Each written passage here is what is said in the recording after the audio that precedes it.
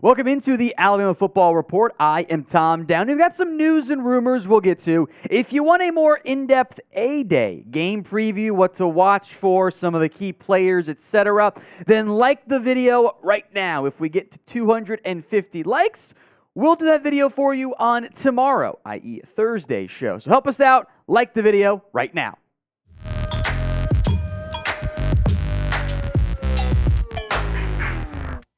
We begin with some news around Alabama football as two players have entered the transfer portal since it reopened up for the college football offseason or spring ball, whatever phrase you want to use there. Jahquez Robinson is the first one to hit the latest one, I should say, actually hit the portal. Redshirt junior defensive back has played in 8 career games. He got 6 of them this year. A former 4-star recruit, a top 300 player back in the class of 2020. Robinson's losses, he's a former 4-star, top 300. He'll probably have some interest in what doesn't appear to be a nearly as loaded portal as it was at the beginning of the off season for college, well, the recruiting time frame, I'll call it, basically, after season ends. 2 tackles in his career, not a massive loss. Guess it thins out your depth, but something tells me Alabama will just be A-okay in the end. The other transfer is Elijah Brown, the former 4-star recruit last year, number 210 in the nation. Again, that's all based on the 24/7 Sports composite rankings there. He hit the portal on Monday, so both players leaving just before the A-Day spring game for Alabama, leaving them a little bit thinner there. He did not play at all last year. He actually redshirted after coming in from Dayton, Ohio, so I wonder if he transfers back home. It's not maybe Cincinnati could make some sense. Maybe he goes to one of the Mid-American Conference schools in the end. He should have some interest again with the size, the recruiting pedigree, but different portal, so we'll see how things go from that standpoint. We won't spend too much time on those guys in the future because, well, they're not Alabama players anymore. Now, in general, do you like the college football transfer portal and how it has changed the game in a significant way at the college ranks? Sound off for me in the comment section. Y for yes, N for no. This will be the pinned comments on today's show. So if an ad break happens to come here on the YouTube side, cool. Yeah, whatever the ad plays is cool.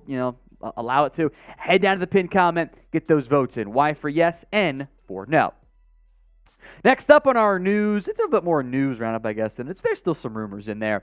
Sounds like Alabama wants to run the damn football this year. If you listen to Tyler Booker, a projected starting guard this year for Alabama on either the right or the left side, was asked about the offensive line, the offense. Here's what he had to say. We want to be dominant. We want to be the ones on 3rd and 3. We're like, oh, yeah, that's easy. We're going to run the ball. We want that mentality of, man, we have to play Alabama this week. How are we going to stop that run?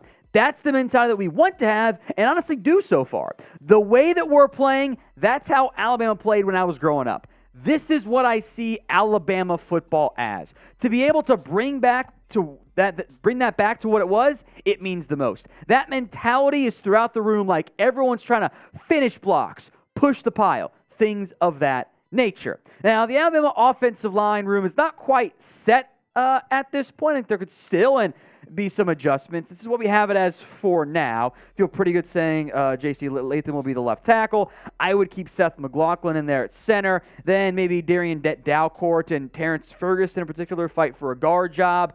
Booker probably starts at one of the guard spots. And Elijah Pritchett, I think, for now holds the edge over players like Caden Proctor, I think, could find a role at some point early on in his Alabama career.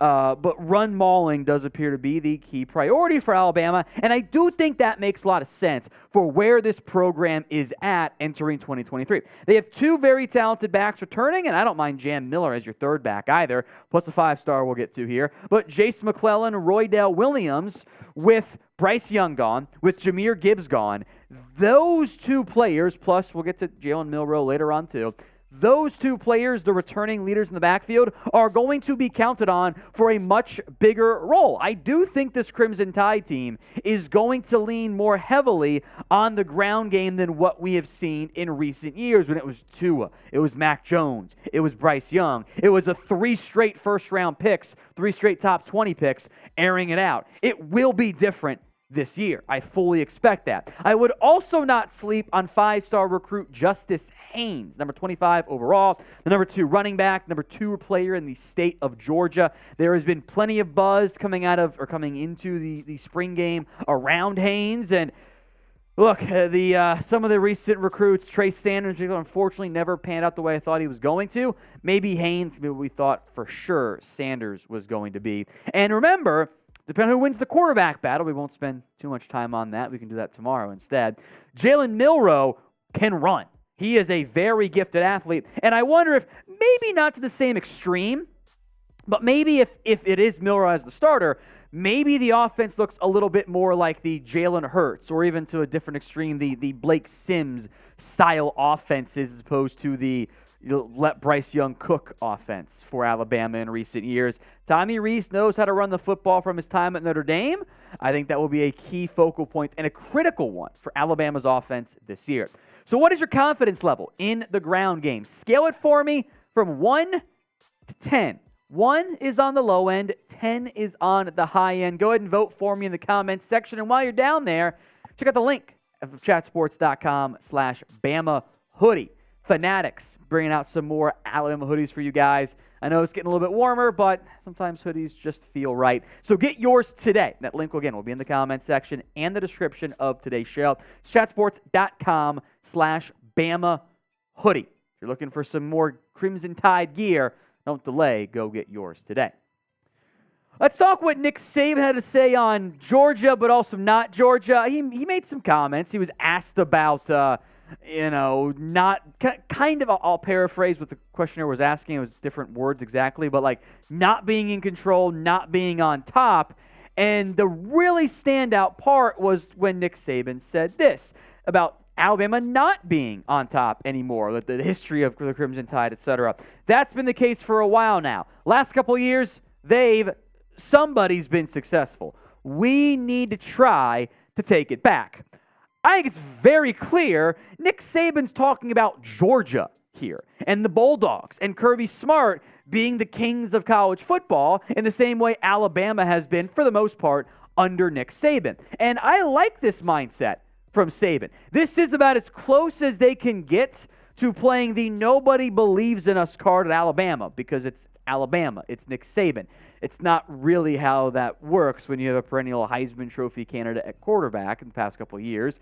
That card can now be played for Alabama. This underdog mentality works out really well. It's not a card Saban gets to play that much. I think he's going to play it very effectively this year. And it's why, even with the quarterback uncertainty, Georgia also facing that, by the way, I think Alabama absolutely can win the SEC this year. A lot of quarterback change in this conference this upcoming offseason. So will Alabama win the SEC this year? A for yes, B for no. Go vote, and also make sure you guys are subscribed. I know it's a bit of a slower period in the college football season as we're in the offseason here, but we hope to have some spring game coverage for you, and we will have plenty of in-season coverage for you as well. So make sure you're subscribed, youtube.com/@RollTideTV. Minor recruiting news. It really was more news than rumors today, I suppose. Rico Scott, a 4-star recruit, has committed to the Alabama Crimson Tide. He committed on April 16th, but we did want to discuss it, even though it's not quite, the breaking news or whatever. Was first offered back on May 4th. And there is a significant difference between the composite rankings for him, both still a 4-star, and the 24/7 Sports only ranking. So on the composite side, Rico Scott is the 385th overall recruit. He's top 40-ish in the wide receiver rankings, 11th out of Pennsylvania. But in the 24/7 Sports only rankings, he's a little bit higher on that front. So there is some differences on that standpoint. But again, he just picked up an offer from Alabama. Something tells me he will rise as the recruiting cycle moves forward, because when you get an offer and commit to Alabama pretty early, you tend to go up a little bit higher. So update time on where the 2024 recruiting rankings sit after Air Nolan committed to Ohio State. It is the Buckeyes who lead the way with 12 commits already. Georgia's 2. Michigan, LSU, Florida State, Penn State, South Carolina, Notre Dame, Tennessee, and Florida. To the surprise of absolutely nobody, 16 in the top 10 from the SEC. And that does not include Alabama. For now, Alabama ranks 18th. They only have 5 commits, though. So wouldn't be surprised if some more kids committed after the spring game. And I know one thing about Nick Saban and the Crimson Tide. When we check in around National Signing Day, they'll probably be number 1 again.